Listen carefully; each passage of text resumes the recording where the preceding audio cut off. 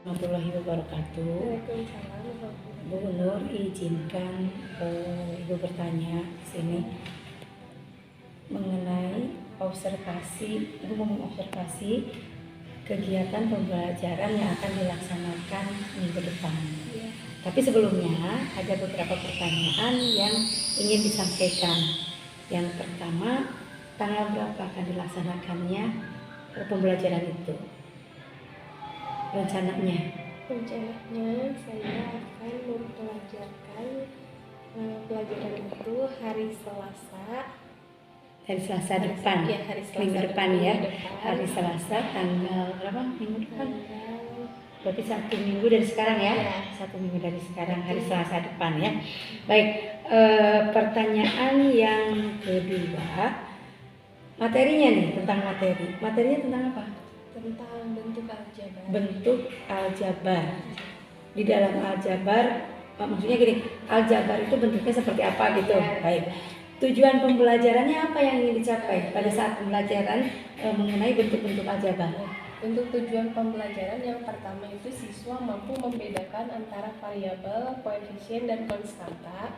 Ya. Terus yang kedua mampu membedakan antara suku sejenis dan tidak sejenis. Serta siswa itu nanti bisa mengoperasikan, bisa melakukan operasi hitung bentuk aljabar. Baik. Jadi tujuan pembelajarannya yang pertama tadi saya coba kembali tegaskan. Yang pertama adalah siswa mampu membedakan koefisien, konstanta, dan variabel. Kemudian yang kedua, siswa mampu memilah mana yang suku sejenis, mana yang bukan suku sejenis. Yang terakhir, yang ketiga, siswa mampu melakukan operasi hitung, penjumlahan dan pengurangan pada aljabar. Sampai situ. Iya, sampai di situ tujuannya. Baik, selanjutnya ini siapa yang dapat membantu dalam mencapai tujuan tadi? Yang pertama itu kan tingkatan siswa itu berbeda-beda ya. Ada yang mudah memahami, ada yang kurang. Betul. Nah, mungkin yang pertama yang bisa membantu itu yang pertama siswa yang mampu menangkap materi secara cepat. Nah, yang keduanya mungkin teman sejawat. Oh iya.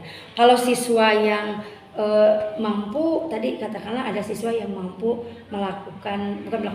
mengikuti pembelajaran dengan baik dan cepat menangkap materi yang ada, itu biasanya dikatakan dengan tutur sebaya ya kalau nggak salah. Jadi dia bisa menyampaikan kembali kepada teman-temannya nanti, itu bisa membantu ya. Kemudian yang kedua, teman sejawat. Nah, pertanyaannya adalah bagaimana teman sejawat bisa melakukan bisa membantu di dalam proses pembelajaran. Ya. Contoh begini saya misalkan, kalau misalkan teman sejawat itu bisa membantu dalam hal apa gitu di dalam pembelajaran itu, apakah dari mulai pembuatan RPP berdiskusi dulu, bertanya, ataukah pada saat mau pembelajaran minta diobservasi gitu yang sehingga nanti si teman sejawatnya itu mampu memberikan satu masukan. Apakah seperti itu? Ya, seperti itu. Mungkin dengan secara seri meminta pendapat ya, meminta pendapat. Baik. Nah, ini sekarang kehambatan nih selama ini dari mulai proses pembuatan RPP, kemudian juga menjelang sekarang mau melakukan pembelajaran di kelas, hambatan apa atau gangguan lah katakanlah yang menghambat proses untuk mencapai tujuan yang tadi yang disebutkan, anak mampu ini gitu. Ya, untuk yang pertama mungkin anak suka ketuker ya antara variabel, koefisien. Kalau untuk materi ini ya. Ya, untuk aljabar ya.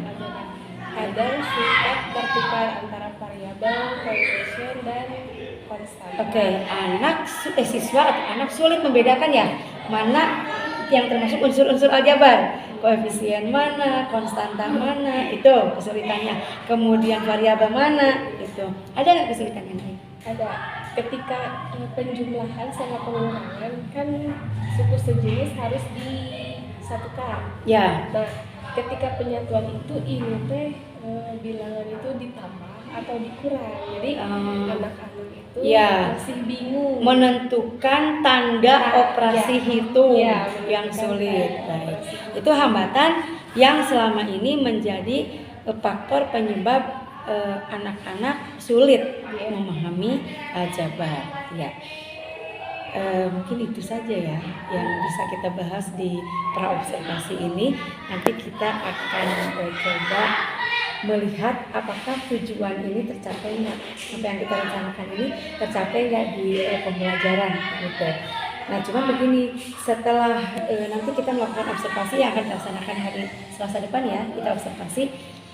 Untuk pasca observasinya kita mau mengadakan refleksi juga di sini. Itu Bu Nurhamidah bisanya kapan? Mungkin hari Kamis setelahnya. Oh, hari Kamis setelah melakukan pembelajaran itu ya. Baik, terima kasih atas waktunya. Nanti kita coba untuk melihat pembelajarannya di kelas seperti apa dengan anak-anak. Mudah-mudahan berhasil. Kemudian kendala-kendala, hambatan-hambatan yang tadi mudah-mudahan bisa dipecahkan dengan anak-anak. Baik, itu saja. Mungkin nanti kita ketemu lagi di hari Selasa dan hari Kamis. Terima kasih. Assalamualaikum warahmatullahi wabarakatuh. Assalamualaikum warahmatullahi wabarakatuh. Selamat pagi anak-anak. Bagaimana kabar kalian? Semoga kalian selalu diberi kesehatan oleh Allah Subhanahu wa taala. Amin ya rabbal alamin. Nah, pada kesempatan ini Ibu akan menjelaskan kembali tentang bentuk aljabar. Nah, di sini ada pengertian bentuk aljabar. Apa sih bentuk aljabar itu?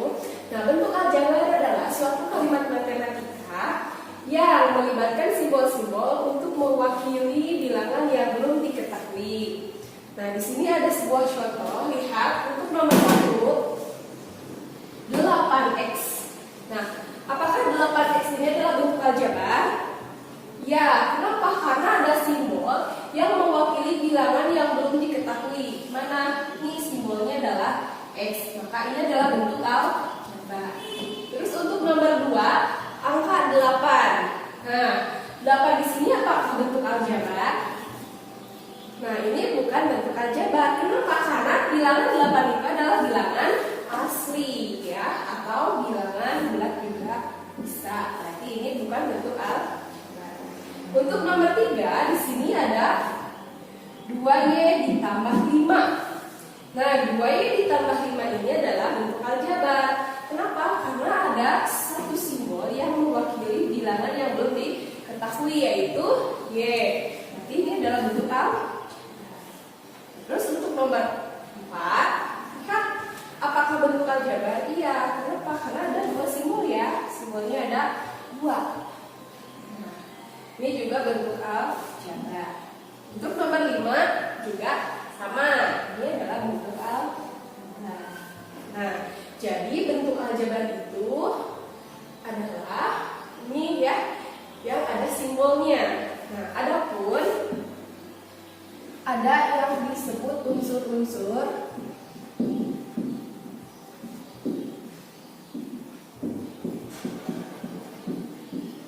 bentuk aljabar ya. Unsur-unsur bentuk aljabar yang pertama ada koefisien. Terus yang kedua ada variabel.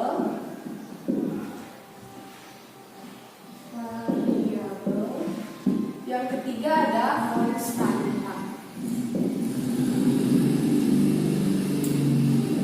Yang mana yang termasuk koefisien, variabel dan konstanta? Misalkan di sini ada 2x ditambah 5. Nah, dari bentuk aljabar ini yang dimaksud koefisien itu angka yang selalu ada di depan ini simbol ya.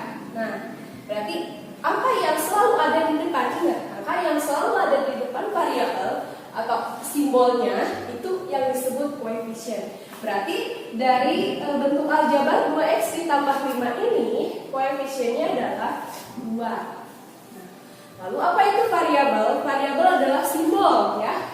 Simbol yang mewakili bilangan yang belum diketahui.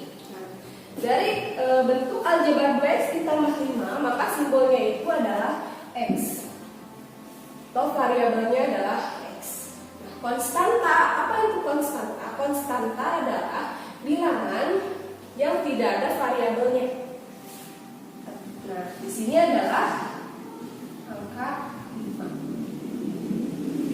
Apakah variabel itu selalu X dan Y? Variabel tidak selalu X dan Y, bisa dari A, B, C, D sampai Z ya. Yang penting membuat huruf, itu simbolnya. Nah, terus ada lagi yang disebut suku. Suku ya, ada suku. Suku ini adalah bilangan yang dibatasi oleh operasi itu. Bilangan yang dibatasi oleh kita tulis bilangan yang dibatasi oleh operasi itu.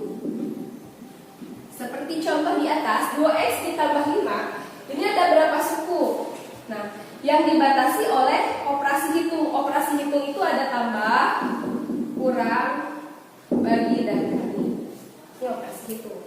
Nah, berarti untuk bentuk aljabar 2x ditambah 5 itu ada berapa suku? Ini kan 1, 2. Berarti ini ada 2 suku. Ya, paham? Nah, terus suku juga ada suku sejenis.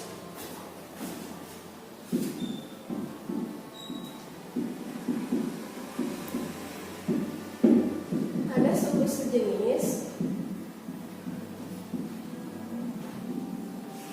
Dan yang kedua ada suku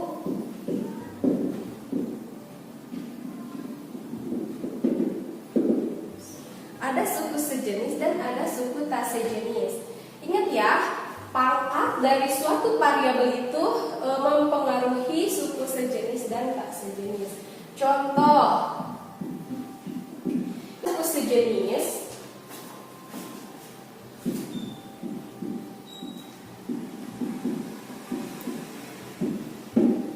ada suku sejenis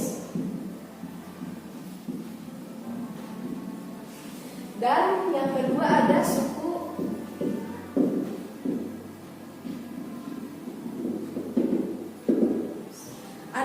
sejenis dan ada suku tak sejenis. Ingat ya, pangkat dari suatu variabel itu mempengaruhi suku sejenis dan tak sejenis. Contoh, misalkan di sini ada 2x pangkat 2 ditambah 3x ditambah 5x pangkat 2 ditambah 8x. Nah, dari variabel dari bentuk aljabar ini tentukanlah suku sejenis dan tak sejenis. Maka suku sejenisnya lihat variabelnya. Ini variabelnya sama x, x, x. Tapi lihat pangkatnya. Ini ada pangkat 2, ini tidak ada pangkat atau pangkatnya 1. Yang ini pangkatnya 2 dan ini pangkatnya 1. Maka yang suku sejenis adalah 2x pangkat 2 dan 5x pangkat 2. Ini pangkatnya sama ya. Terus yang mana lagi? Ini 3x dengan dan 8x, ini suku sejenis. Mana yang tidak sejenis? Yang tidak sejenis adalah 2x pangkat 2 dan 3x. Atau bisa 2x pangkat 2 dan 8x ya. Bisa dipahami ya. Nah, itu adalah bentuk aljabar atau unsur-unsur bentuk aljabar. Selanjutnya, kita akan belajar ke penjumlahan dan pengurangan bentuk aljabar. Oke, Ibu akan membahas tentang penjumlahan dan pengurangan bentuk aljabar. Karena masih banyak yang belum paham, jadi akan Ibu jelaskan kembali. Oke, perhatikan contoh berikut ini. Untuk nomor 1, 8x ditambah 2y. Nah, apakah ini sama 2y? Nah, coba perhatikan. Ini ada satu buku dengan satu spidol. Apakah bisa dijumlahkan jadi 2? Bagaimana menyebutkannya? Kan bisa dijumlahkan. Nah, untuk bentuk aljabar juga sama. Kalau misalkan variabelnya beda atau tidak sejenis ya, karena variabelnya beda jadi tidak sejenis, berarti ini tidak bisa dijumlahkan karena variabelnya berbeda ya. Bisa dipahami ya? Pahami ya? Nah, untuk nomor 2, silahkan perhatikan 2A ditambah 5A. Apakah bisa dijumlahkan? Ya, bisa dijumlahkan. Kenapa? Karena variabelnya sama. Bagaimana cara menjumlahkannya? Caranya tinggal jumlahkan saja angkanya 2 ditambah 5 yaitu 7. Lalu variabelnya ditulis di belakang. Cukup satu variabel saja ya. Jangan jadi AA. Cukup satu variabel saja ya, karena ini hanya dijumlah ya. Diibaratkan gini, ada 2 apel ditambah 5 apel berarti ya jadi 7 apel. Terus untuk nomor 3, 7Y dikurangi 5Y. Apakah bisa dikurangi? Ya, bisa ya. Karena variabelnya sama, jadi bisa dikurangi. Tinggal kita kurangkan saja angkanya. 7 dikurangi 5 dapat 2. Variabelnya kita tulis di belakang. Jadi hasilnya 2. Bisa dipahami ya. Nah, bagaimana kalau bentuk aljabarnya itu panjang seperti jalan kenangan? Bagaimana kalau bentuk variabelnya itu banyak atau sukunya banyak? Langkah pertama, kalian tuliskan atau dekatkan variabel yang sama atau suku sejenis, kalian dekatkan suku sejenis. Oke, kita dekatkan, lihat X dengan X. Cukup kalian tuliskan saja dulu angka dan variabelnya. 2X lalu 10X. Lalu mana lagi, apakah masih ada yang sama? Ada, mana ini? 5Y dengan 8Y. Terus sisanya tinggal 2. Bagaimana cara menentukan apakah dijumlah atau dikurangi? Caranya gampang.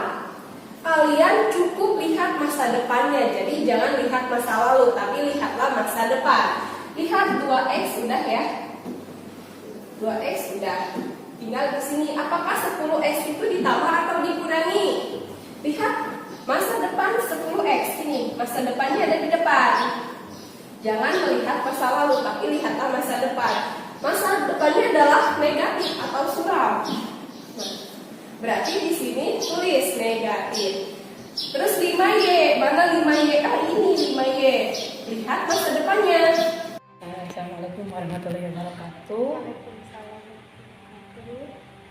Terima kasih Bu Nur Hamidah sudah hadir kembali di sini. Ada beberapa yang harus kita bahas setelah waktu itu kita berbincang dan meminta waktu untuk kembali membahas tentang pembelajaran yang sudah dilaksanakan kemarin. Ada beberapa pertanyaan yang ingin disampaikan di sini terkait dengan pembelajaran yang telah dilaksanakan di hari kemarin.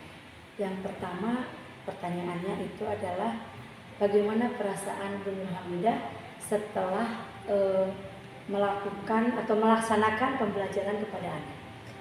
Saya merasa bangga sudah memberikan pembelajaran sesuai dengan rencana sebelumnya. Ya. Apakah kalau sesuai dengan rencana berarti di sini tujuan pembelajarannya tercapai ya? Apa tujuan pembelajaran yang kemarin dikemukakan itu tercapai nggak? Iya, alhamdulillah semuanya tercapai. Alhamdulillah semua tercapai. Jadi anak bisa dengan mudah ya,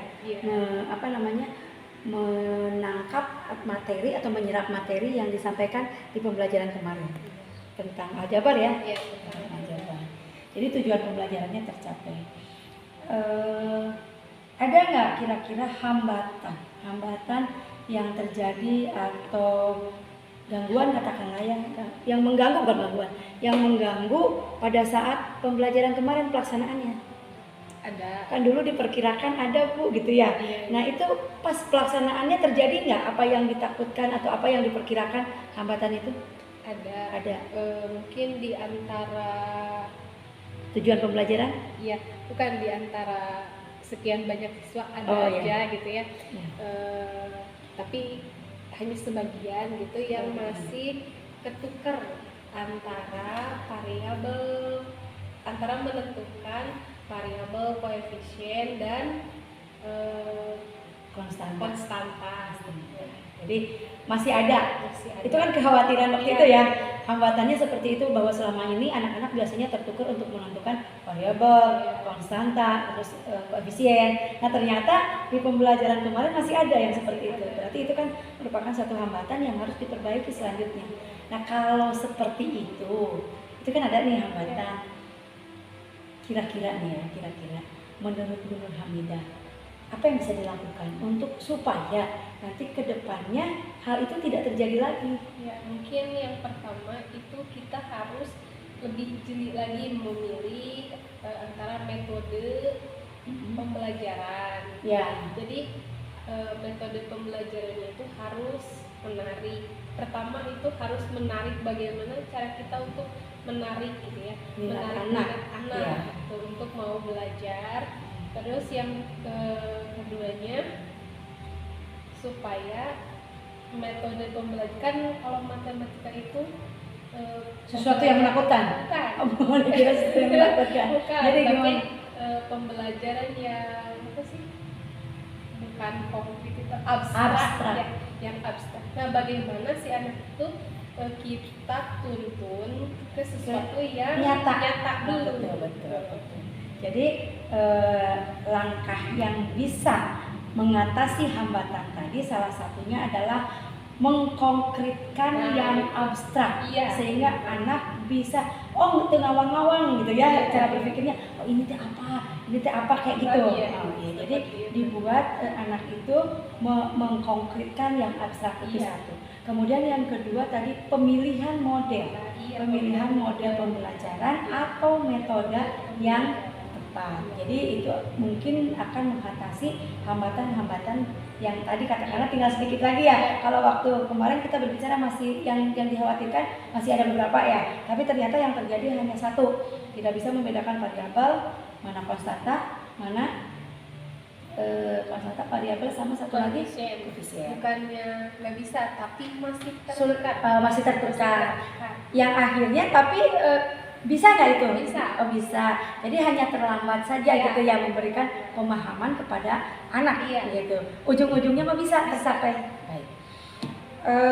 Kemudian gini, dari apa yang disampaikan barusan, tujuan pembelajaran tercapai, kemudian hambatan ada, tapi hambatan itu bisa teratasi di menit-menit terakhir pada penghujung pembelajaran, anak-anak mampu mencapai tujuan pembelajaran.